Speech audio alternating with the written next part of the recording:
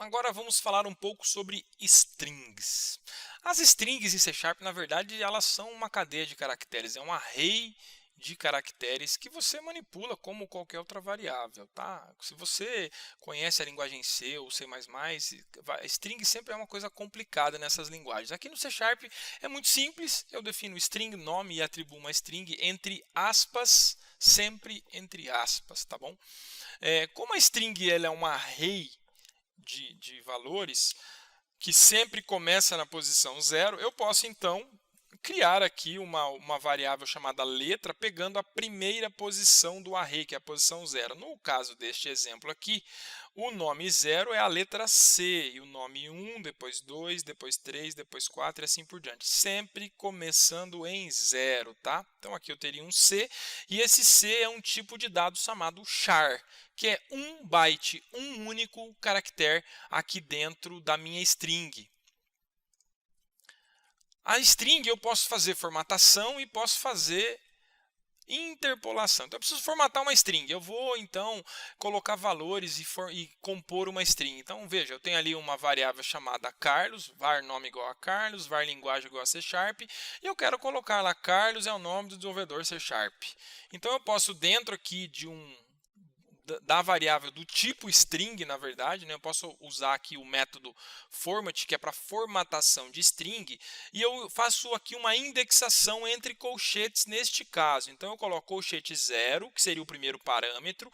Então, este colchete 0, na verdade, ele vai fazer uma ligação com o nome da linguagem, tá bom? É isso que vai acontecer aqui. Então, vamos desenhar para você entender. Então, aqui o 0...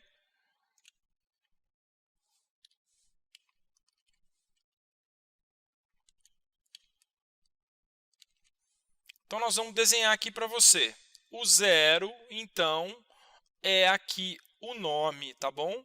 E no 1, ele vai trocar por linguagem. Isso é o que o string format faz para nós. Então, ele pega a variável nome e coloca no lugar do 0 e coloca a linguagem no lugar do 1. Isso é bacana, isso funciona muito bem, mas tem coisa mais simples. Foi criada, então, a interpolação de string.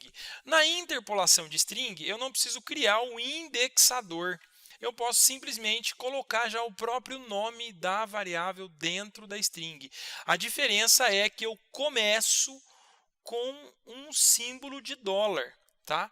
Eu começo com o símbolo dólar aqui antes da string, e isso indica que esta string é uma string que vai sofrer interpolação. E aí, dentro das chaves, eu coloco o nome da variável direta. Então, nome aqui e linguagem aqui fica bastante simples do que usar o indexador, porque eu posso ter uma string muito grande e posso acabar me confundindo aqui com o indexador. Então, isso facilita bastante a nossa vida, não é?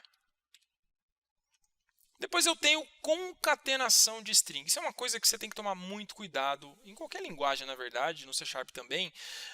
Manipulação de string é uma coisa que consome muito recurso da máquina, tanto o recurso de processamento quanto o recurso em memória, porque se eu estou manipulando string, eu tenho que estar alocando objetos na memória, e isso pode deixar minha aplicação lenta e muitas vezes até instável, tá?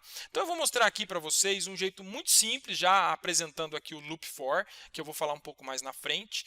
Eu vou concatenar uma string fazendo um loop, tá bom? Então a gente começa declarando a nossa variável str igual a espaço em branco, e eu faço um loop for. Então, o for funciona assim. Eu uso a palavra for, abro parênteses, defino o tipo do meu contador, é um tipo inteiro, então int x igual a 0, ponto e vírgula.